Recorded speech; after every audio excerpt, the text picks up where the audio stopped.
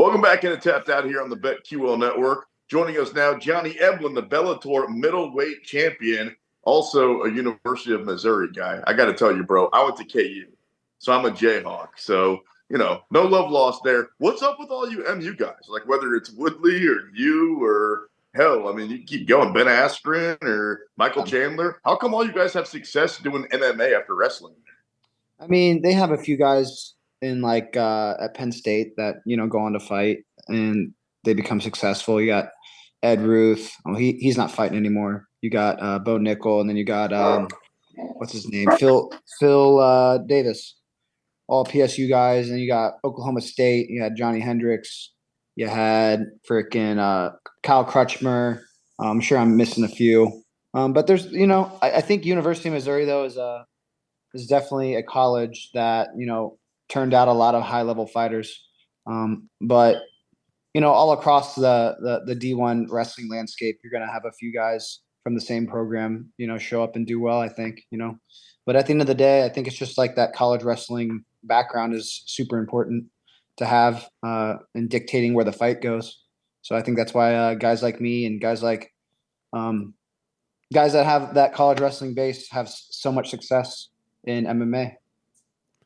John, how much did you even impress yourself with how bad you whooped Gegard Mousasi? I think he was steamrolling a lot of fools in Bellator.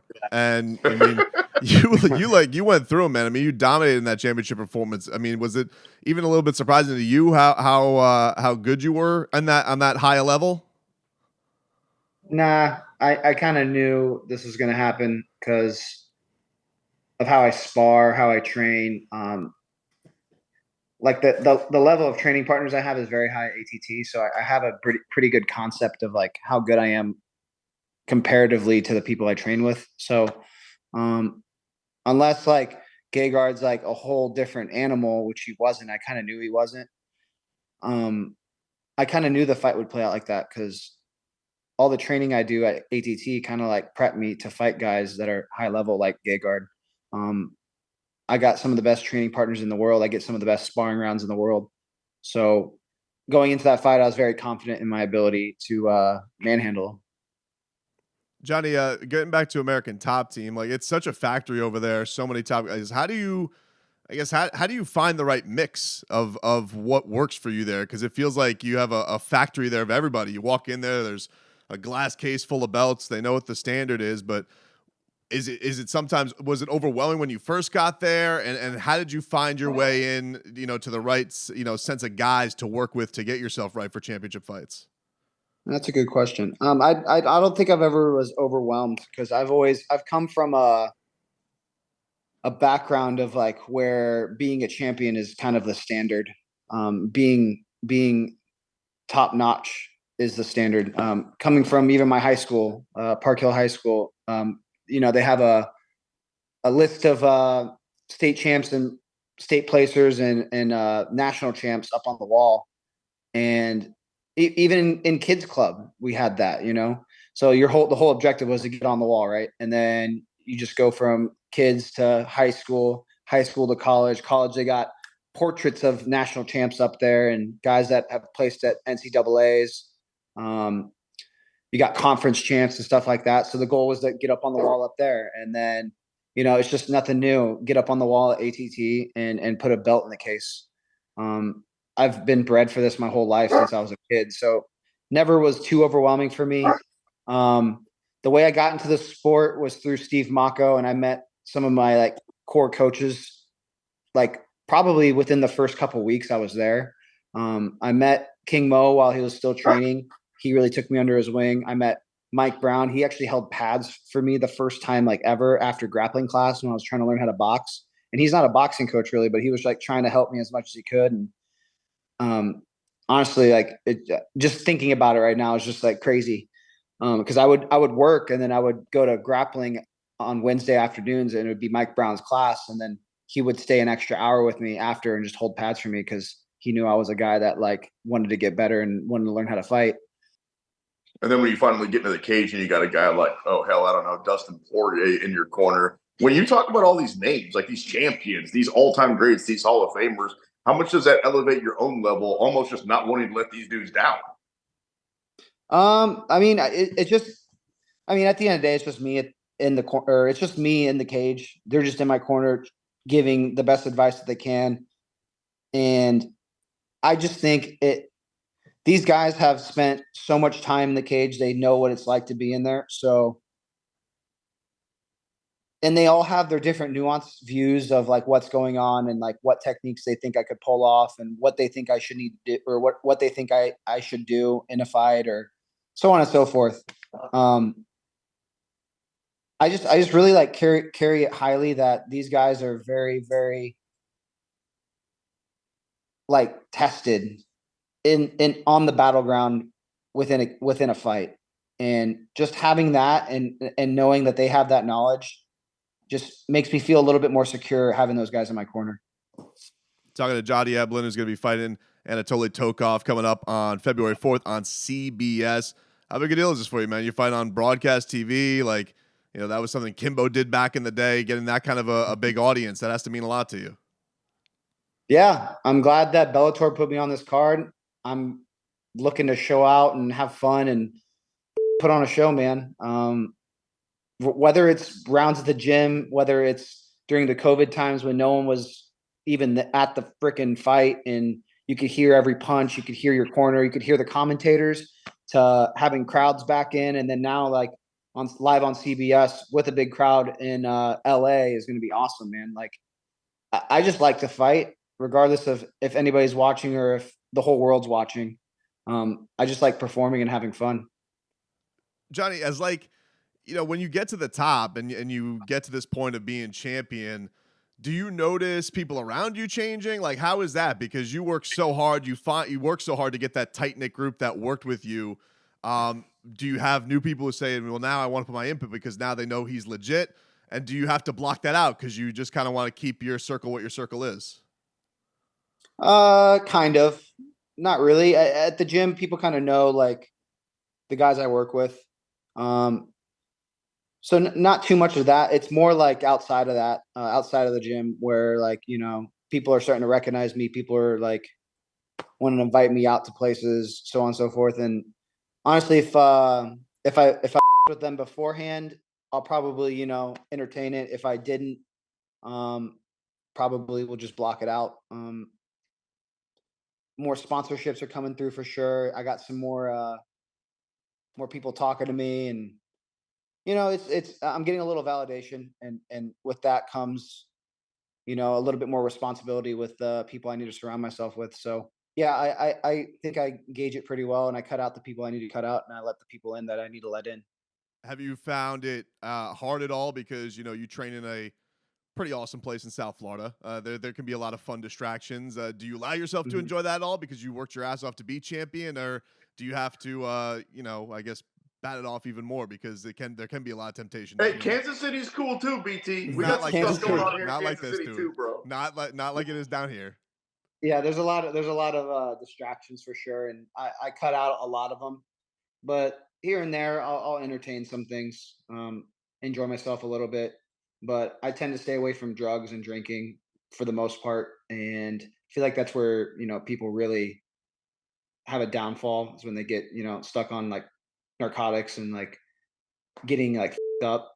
I tend not to really party like that, but I might go out, stay out a little bit, entertain a dinner, go out for a little bit, and maybe not get the right amount of sleep that night, but I'll make it up like during the week usually, and it's not like a thing I do like often. So my main goal is to be the best fighter in the world, not be the best partier.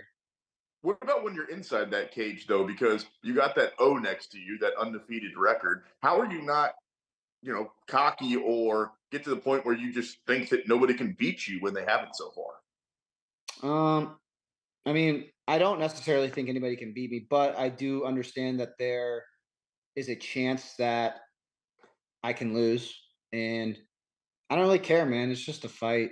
It's just a number. Like, who cares? Like, no, I don't want to get embarrassed on national television. I don't want to get knocked out. I don't want to get beat up. So that's why I train so hard. But sometimes, you can't control it. But also, I don't care. This doesn't even matter. Like, if I win or lose, it literally doesn't matter, to what goes on in the world. Like I'm just entertainment at the end of the day. So I don't really take too much. I don't weigh it too highly. Like if I was like a business owner and if I had to like create a product that, let's say had to save people's lives, that would make me really nervous. Like I literally have a friend that works for the medical device sales company for a medical device sales company, and he has to program these heart things to keep patients alive. And if he up, someone might die. You know what I mean? Like that's stressful for me. Like that's stressful, bro. Like someone's life is in your hands. I'm just going in a cage and like fighting somebody. That's not a big deal. Like engineers have to build buildings that don't crumble, and like bridges that have to like keep society afloat. Like that's nerve wracking. Me going in a cage and like fighting another human, like, and I'm damn good at it, man. That's nothing. I'm just in there having fun, providing entertainment for people. So yeah, I don't know. I think my scope of things are a little bit different than what most people would think. So that's why I don't. That's why I'm so like relaxed during fight week. 'Cause it's just like, hey man, I'm here for fun. I'm here to entertain. I'm here to get paid and be an entertainer. And I'm just going to enjoy every moment of it and put on a show because it's really not that big of a deal. Johnny, we've seen with Bellator a lot of young stars starting to rise between you, AJ McKee. They're just kind of own little stable. How important would it be to you to ever like test yourself against UFC guys, or do you like the idea of being kind of this new wave face of Bellator and being that young crop, which they seem to be trying to keep a lot of you guys around and have their longevity go on for a while? Yeah, I think it's important to keep homegrown talent in your like to retain like talent. It's very important to build a promotion. So I mean, I don't mind the idea as long as I'm getting paid well, and as long as I'm fighting often, and as long as as long as the numbers match what I want, and I'm being active enough, I don't see a problem with it. The only thing is, yeah, it's tough because UFC doesn't do cross promotional stuff, so there might be fights I want that they can't make happen, and then it gets a little bit weird there, and then you never really get I guess you really don't get to test yourself with the top of the top fighters. So who knows? We'll cross that bridge when we get there. But for now, I love Bellator. I love where I'm at. I like where my contract's at. We'll see where it goes from here.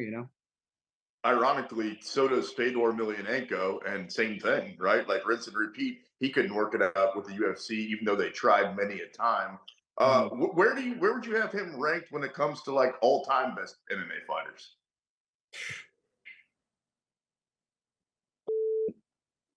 Speak like since he's fought for so long, I put him easily top five, like best fighters of all time. Also, he's a heavyweight, so it's a little bit different because your longevity is a little longer. So you can fight till an older age. If he was a smaller fighter, I don't think he'd be fighting as long as he did. But I mean, definitely top five ever. Like he's literally a legend of the sport. Fought like the who's who in MMA. Fought in so many promotions, and just put on really good performances. So definitely top five on my list. Were you, John? Were you there the day the Dolphins came over to train with you guys over at ATT? And how did that go? Did you give any other players a whooping? Like, did they get a real welcome into mixed martial arts? They just sat back and watched. I remember me and Roman Feraldo got some sparring rounds in the big cage, and I think we just like did 3 rounds, and I mean we were just having fun, kind of just playing around, sparring a little not too crazy, but a little hard to give them a little bit of a show, and you could tell, some of the guys were like, "Damn, that's pretty impressive," and some of the guys you could kind of tell they didn't care, they're like, whatever. But We're just here on a field trip. yeah, kind of. But some of them, were like, "Damn, this is pretty impressive. This is pretty cool," and it was a cool experience. I thought it was awesome. I think they should do that more often. Johnny, before you split, one last question for you. So we know you got a fight coming up February 4th once you beat this guy's ass again, what's next? Like, do you give Masasi another shot or what's up? They're doing a #1 contender fight. Edwards and Musasi are fighting in May in Paris, I think. So probably winner of that. I gotta make sure I take care of Tokov in a week. That's more important. So I'm really focused on that. But it seems like they're trying to set up the next contender for the belt. We're rooting for you, man. We've had your eye on you. We appreciate you coming on, dude. Stay healthy. Go out there and win this fight, brother. Appreciate it. Thank you so much.